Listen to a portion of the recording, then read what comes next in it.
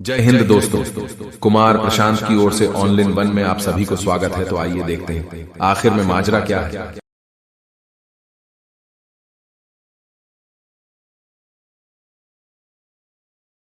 सचिन सीमा की मोहब्बत पर कई सारे सवाल उठ रहे हैं।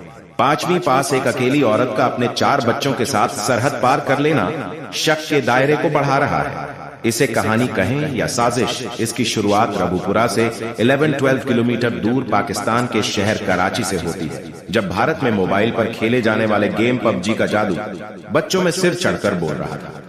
कराची की एक तंग गली में रहने वाली सीमा इस खेल के दौरान ही नोएडा के रहने वाले सचिन के संपर्क में आई और ऑनलाइन गेम खेलने के दौरान ही सचिन और सीमा आपस में बात करने लगे। सीमा के मुताबिक उसे अब सचिन से बात करने की आदत लग चुकी थी। हजारों की किलोमीटर दूरी कैसे मिटे, इसके लिए दोनों ही प्लान बनाने लगे। बातचीत के दौरान दोनों ने बताया कि इनकी पहली मुलाकात नेपाल में हुई थी, जहां दोनों 7 दिन तक एक होटल में रुके और वहीं पर शादी भी कर ली। इसके बाद सीमा वापस पाकिस्तान लौट गई। अब तक सचिन और सीमा ने दोनों ने साथ जिंदगी बिताने का फैसला कर लिया था, लेकिन ये इतना आसान नहीं था। सामने धर्म की दीवार और 2 कट्टर दुश्मन देशों की सरहद थी। सीमा के मुताबिक वह सिर्फ 5वीं तक पढ़ी है और उसने जिस सफर पर चलने का फैसला किया वो आसान नहीं था। उसने बिना पासपोर्ट जाने भारत जाने का फैसला किया, वो भी अकेले नहीं, अपने 4 बच्चों के साथ, जिसमें उसकी बड़ी बेटी भी शामिल थी। सीमा के मुताबिक उसने अपना घर बेचा और पैसे इकट्ठा किए। कराची से उसने शारजाह तक की हवाई जहाज का टिकट लिया और चुपचाप अपने बच्चों के साथ कराची से निकल गई। इसके बाद उसने शारजाह से नेपाल की राजधानी काठमांडू तक फ्लाइट से सफर किया।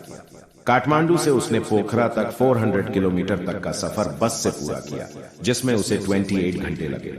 इस दौरान उसकी बेटी की तबीयत भी खराब हो गई और बस में उसे उल्टियां भी शुरू हो गई।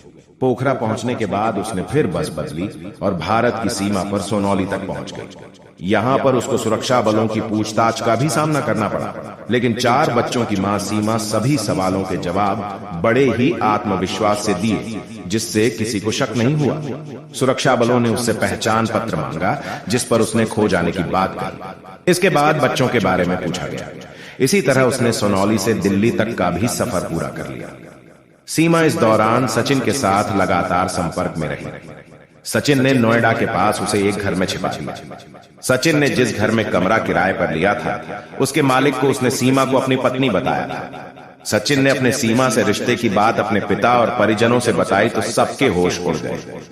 अब तक सचिन और सीमा ने दोनों ने साथ जिंदगी बिताने का फैसला कर लिया था, लेकिन ये इतना आसान नहीं था। सामने धर्म की दीवार और 2 कट्टर दुश्मन देशों की सरहद थी।